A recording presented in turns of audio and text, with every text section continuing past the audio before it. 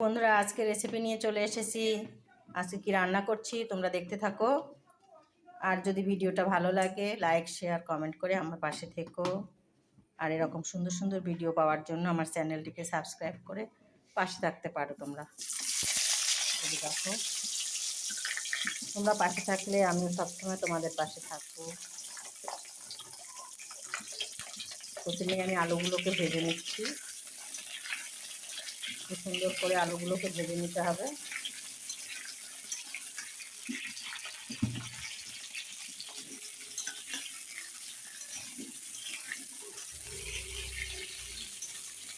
আলুগুলোকে একটু নুন দিয়ে ভেজে নেব।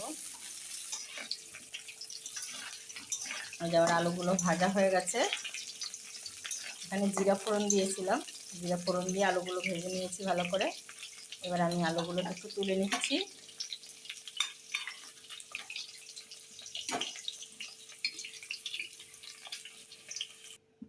আলুগুলোকে তুলে নিয়েছি। আমি এবার একটু নুন দেবো এর মধ্যে, যাতে মশলাটা দিলে পর না ছেটে, তার জন্য দিচ্ছি নুনটা আগে। আর একটু হলুদ দিয়ে দিচ্ছি। এবার আমি মশলাটা দিয়ে দেবো। এই যে জিরে, আদা, কাঁচা লঙ্কা, টমেটোর পেস্ট। আমি এর মধ্যে আরেকটু হলুদ দেবো। হলুদটা একটু লাগবে, তখন অল্প একটু দিয়েছিলাম। আর একটুখানি কাশ্মীরি লঙ্কার গুঁড়ো দিচ্ছি, জাস্ট সামান্য।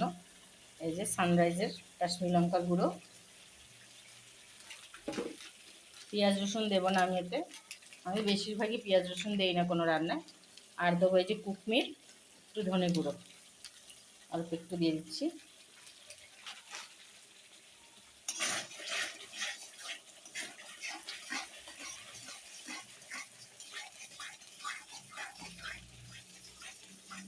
আমি এটা ভালো করে কষিয়ে নেব।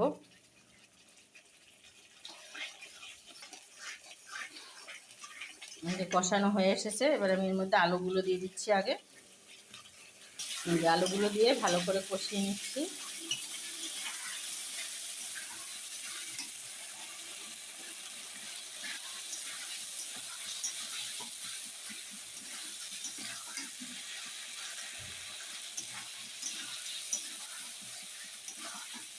কষানো হয়ে গেছে, এবার আমি এর মধ্যে জল দিয়ে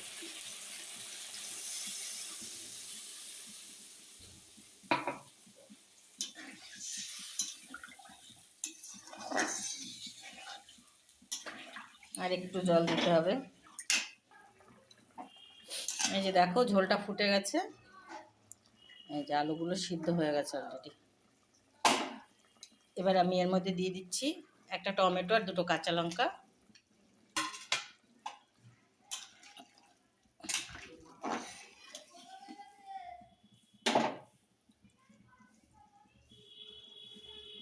আর দেবো যে ফুলকপিগুলো ভেজে রেখেছি, দেখো সুন্দর করে, এগুলো দিয়ে দিচ্ছি।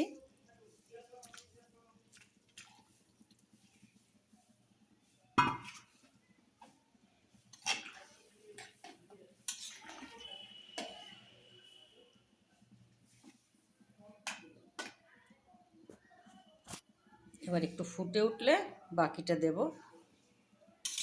এটা হলো মাছের ঝোল করছি আমি, ফুলকপি আলু দিয়ে। যে কাতলা মাছের ঝোল, এই যে কাতলা মাছটা ভেজে রেখেছি,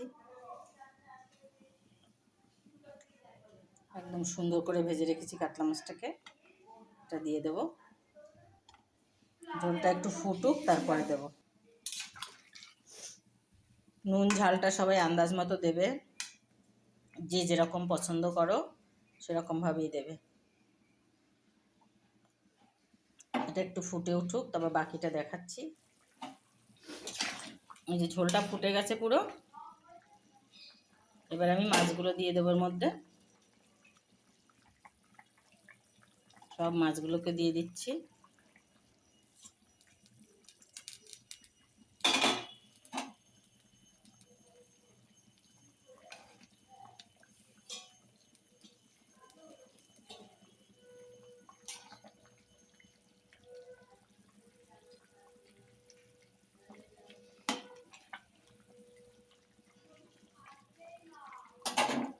এবার মাছটা দিয়ে আমি একটু ঢেকে দিলাম।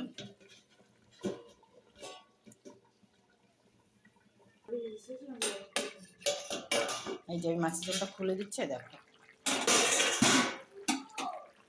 কি সুন্দর হয়েছে দেখতে। এবার একটু গরম মশলা দেব। গরম মশলাটা দিয়ে